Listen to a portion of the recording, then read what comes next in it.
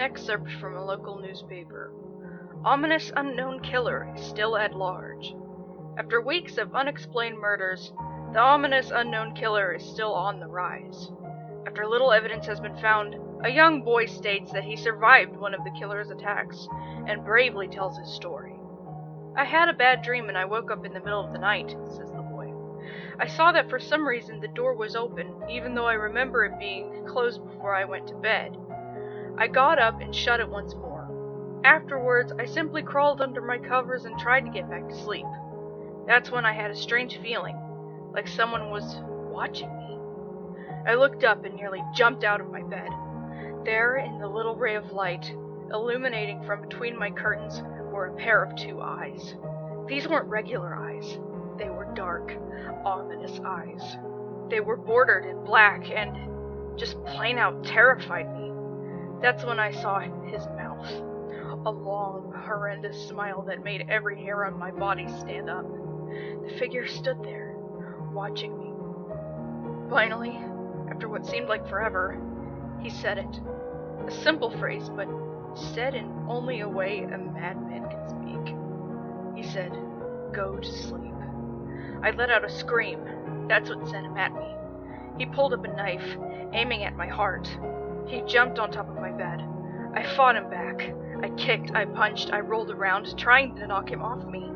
That's when my dad busted in. The man threw the knife. It went into my dad's shoulder. The man probably would have finished him off if one of the neighbors hadn't alerted the police. They drove into the parking lot and ran toward the door. The man turned and ran down the hallway. I heard a smash, like glass breaking. As I came out of my room, I saw the window that was pointing towards the back of my house was broken. I looked out it to see him vanish into the distance. I can tell you one thing. I will never forget that face. Those cold, evil eyes, and that psychotic smile. They will never leave my head. Police are still on the look for this man. If you see anyone that fits the description in this story, please contact your local police department. Jeff and his family had just moved into a new neighborhood. His dad had gotten a promotion at work, and they thought it would be best to live in one of those fancy neighborhoods. Jeff and his brother Lou couldn't complain, though. A new, better house. What was not to love? As they were getting unpacked, one of their neighbors came by. "Hello," she said. "I'm Barbara. I live across the street from you. Well, I just wanted to introduce myself and to introduce my son." She turns around and calls her son over. "Billy, these are our new neighbors." Billy said hi and ran back to play in his yard. "Well," said Jeff's mom, "I'm Margaret, and this is my husband Peter and my two sons, Jeff and Lou." They introduced themselves, and then Barbara invited them to her son's birthday. Jeff and his brother were about to object, when their mother said that they would love to. When Jeff and his family are done packing, Jeff went up to his mom. "Mom, why would you invite us to some kid's party? If you haven't noticed, I'm not some dumb kid." "Jeff," said his mother, "we just moved here. We should show that we want to spend time with our neighbors. Now we're going to that party, and that's final." Jeff started to talk, but stopped himself, knowing that he couldn't do anything. Whenever his mom said something, it was final. He walked up to his room and plopped down on his bed. He sat there looking at his ceiling when, suddenly, he got a weird feeling. Not so much pain, but a weird feeling.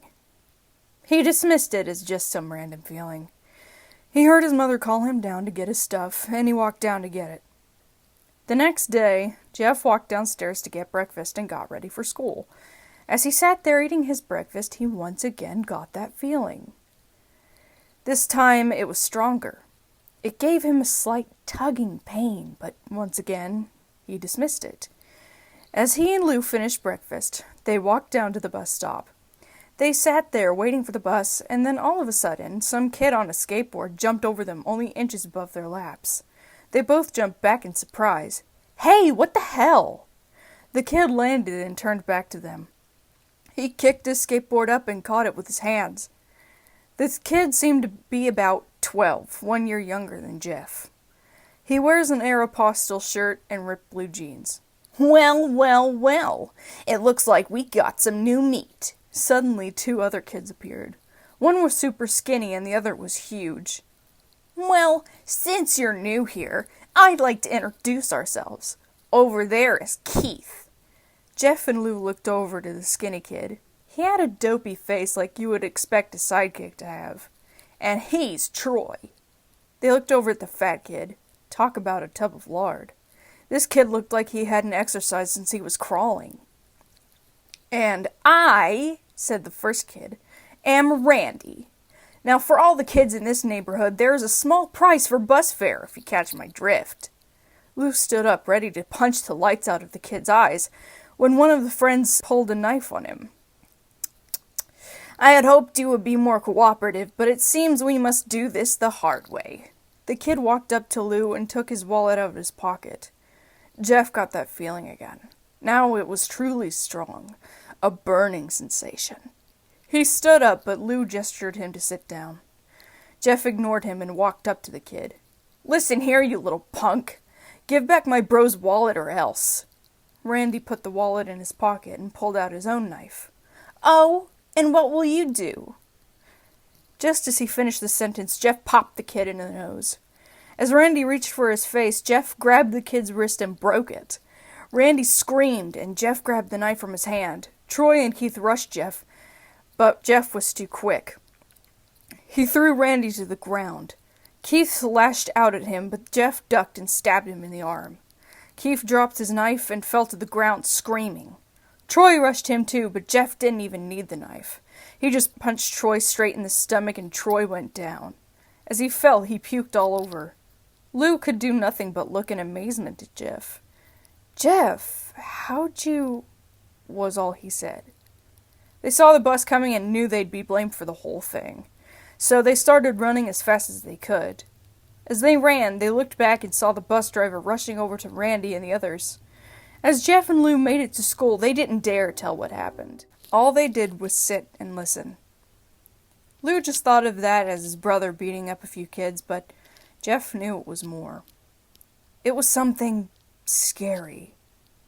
As he got that feeling, he felt how powerful it was. The urge to just hurt someone. He didn't like how it sounded, but he couldn't help feeling happy. He felt that strange feeling go away and stay away for the entire day of school.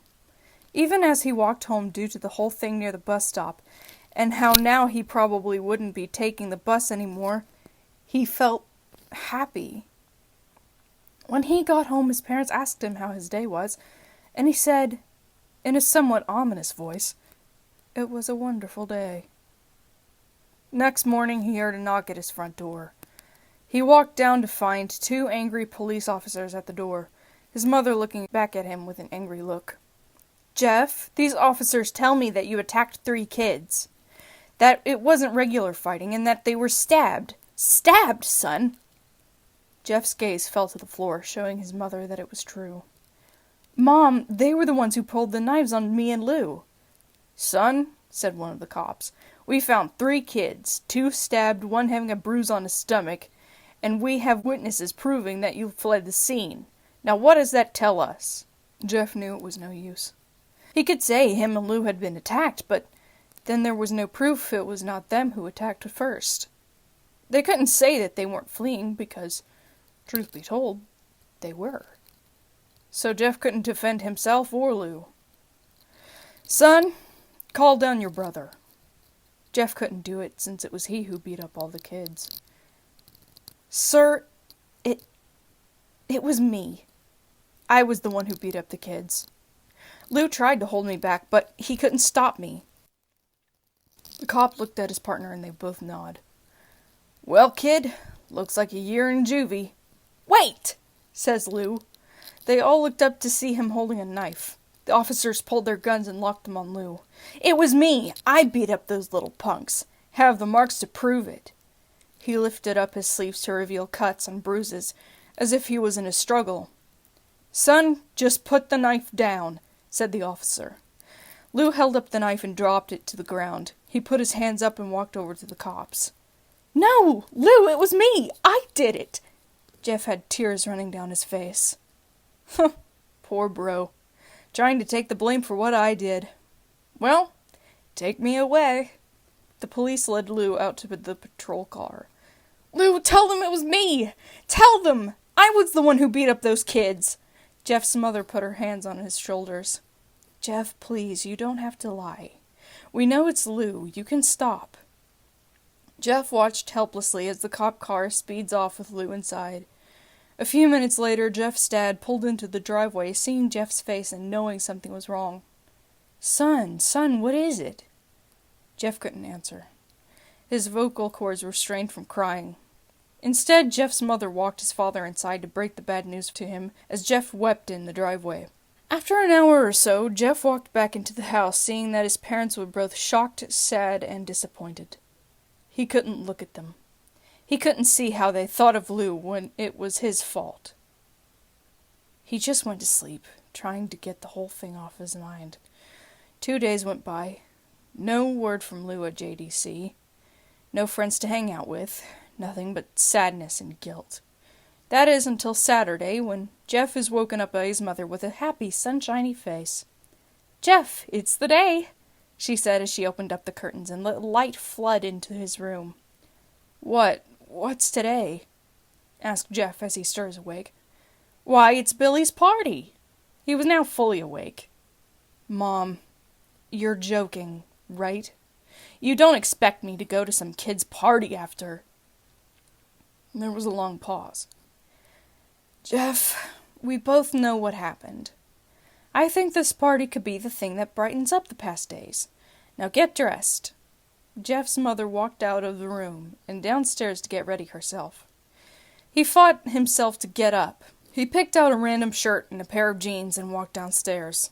He saw his mother and father all dressed up, his mother in a dress and his father in a suit. He thought, why would they ever wear such fancy clothes to a kid's party? Son, is that all you're going to wear? Said Jeff's mom. Better than wearing too much, he said. His mother pushed down feeling to yell at him and hit it with a smile. Now, Jeff, we may be overdressed, but this is how you go if you want to make an impression, said his father. Jeff grunted and went back up to his room. I don't have any fancy clothes, he yelled downstairs. Just pick out something, called his mother. He looked around his closet for what he would call fancy. He found a pair of black dress pants he had for special occasions, and an undershirt. He couldn't find a shirt to go with it, though. He looked around and found only striped and patterned shirts, none of which go with dress pants. Finally, he found a white hoodie and put it on. You're wearing that? They both said. His mother looked at her watch. Oh, no time to change. Let's just go, she said as she herded Jeff and his father out the door. They crossed the street over to Barbara and Billy's house. They knocked at the door, and at it appeared that Barbara, just like his parents, way overdressed. As they walked inside, all Jeff could see were adults, no kids. The kids are out in the yard. Jeff, how about you go and meet some of them, said Barbara. Jeff walked outside to a yard full of kids. They were running around in weird cowboy costumes and shooting each other with plastic guns. He might as well be standing in a Toys R Us. Suddenly a kid came up to him and handed him a toy gun and hat. Hey, wanna play? He said. No, kid. I'm way too old for this stuff. The kid looked at him with that weird puppy dog face. Please, said the kid. Fine, said Jeff. He put on the hat and started to pretend to shoot at the kids. At first he thought it was totally ridiculous, but then he started to actually have fun. It might not have been super cool, but it was the first time he had done something that took his mind off of Lou. So he played with the kids for a while, until he heard a noise. A weird rolling noise. Then it hit him. Randy, Troy, and Keith all jumped over the fence on their skateboards. Jeff dropped the fake gun and ripped off the hat. Randy looked at Jeff with a burning hatred. Hello, Jeff, is it? He said. We have some unfinished business. Jeff saw his bruised nose. I think we're even. I beat the crap out of you, and you get my brother sent to JDC. Randy got an angry look in his eyes. Oh no! I don't go for even. I go for winning. You may have kicked our asses that one day, but not today. As he said that, Randy rushed at Jeff. They both fell to the ground. Randy punched Jeff in the nose, and Jeff grabbed him by the ears and headbutted him. Jeff pushed Randy off of him, and both rose to their feet. Kids were screaming, and parents were running out of the house. Troy and Keith both pulled guns out of their pockets. "No one interrupts or guts will fly," they said. Randy pulled a knife on Jeff and stabbed it into his shoulder. Jeff screamed and fell to his knees. Randy started kicking him in the face. After 3 kicks, Jeff grabs his foot and twists it, causing Randy to fall to the ground. Jeff stood up and walked towards the back door. Troy grabbed him. "Need some help?" He picks Jeff up by the back of the collar and throws him through the patio door. As Jeff tries to stand, he is kicked down to the ground. Randy repeatedly starts kicking Jeff until he starts to cough up blood. "Come on, Jeff, fight me!" He picks Jeff up and throws him into the kitchen. Randy sees a bottle of vodka on the counter and smashes the glass over Jeff's head. "Fight!" He throws Jeff back into the living room. "Come on, Jeff, look at me!" Jeff glances up, his face riddled with blood. "I was the one who got your brother sent to JDC, and now you're just gonna sit here and let him rot in there for a whole year? You should be ashamed." Jeff starts to get up. "Oh, finally, you stand and fight." Jeff is now to his feet, blood and vodka on his face. Once again, he gets that strange feeling, the one in which he hasn't felt for a while. "Finally, he's up," says Randy as he runs at Jeff. That's when it happens. Something inside Jeff snaps. His psyche is destroyed, all rational thinking is gone. All he can do is kill. He grabs Randy and pile drives him to the ground. He gets on top of him and punches him straight in the heart. The punch causes Randy's heart to stop. As Randy gasps for breath, Jeff hammers down on him. Punch after punch, blood gushes from Randy's body until he takes one final breath and dies. Everyone is looking at Jeff now. The parents, the crying kids, even Troy and Keith. Although they easily break from their gaze and point their guns at Jeff, Jeff sees the guns trained on him and runs for the stairs. As he runs, Troy and Keith let out fire on him, each shot missing. Jeff runs up the stairs. He hears Troy and Keith follow up behind. As they let out their final rounds of bullets, Jeff ducks into the bathroom.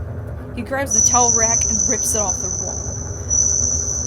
Troy and Keith race in, knives ready.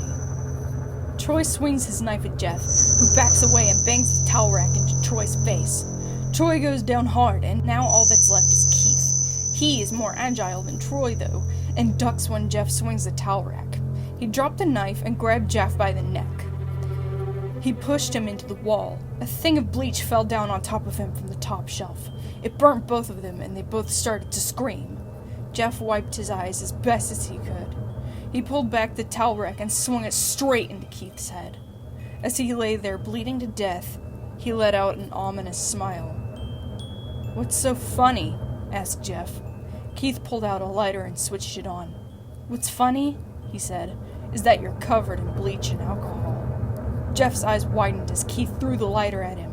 As soon as the flame made contact with him, the flames ignited the alcohol and the vodka.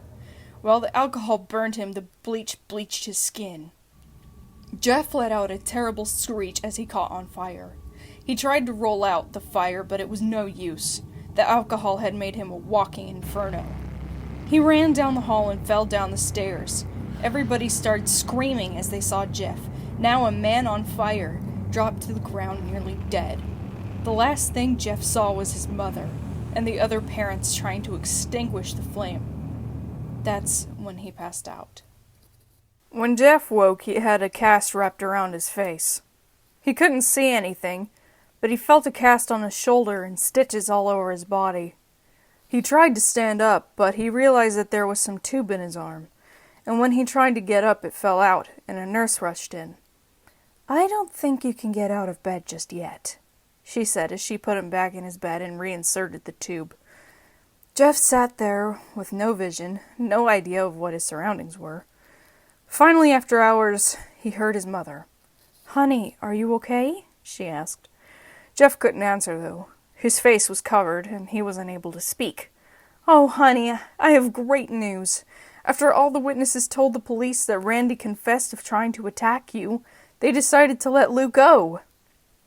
This made Jeff almost bolt up, stopping halfway, remembering the tube coming out of his arm. He'll be out by tomorrow, and then you two will be able to be together again. Jeff's mother hugs Jeff and says her goodbyes. The next couple of weeks were those where Jeff was visited by his family. Then came the day where his bandages were to be removed. His family members were all there to see it, what he would look like. As the doctors unwrapped the bandages from Jeff's face, everyone was on the edge of their seats. They waited until the last bandage holding the cover over his face was almost removed. "Let's hope for the best," said the doctor. He quickly pulls the cloth, letting the rest fall from Jeff's face. Jeff's mother screams at the sight of his face. Lou and Jeff's dad stare awestruck at his face. What happened to my face?" Jeff said. He rushed out of bed and ran to the bathroom. He looked in the mirror and saw the cause of the distress. His face. It's horrible. His lips were burnt to a deep shade of red. His face was turned into a pure white color, and his hair singed from brown to black. He slowly put his hand to his face. It had a sort of leathery feel to it now. He looked back at his family, then back at the mirror. "Jeff," said Lou, "it's not that bad." "Not that bad," said Jeff.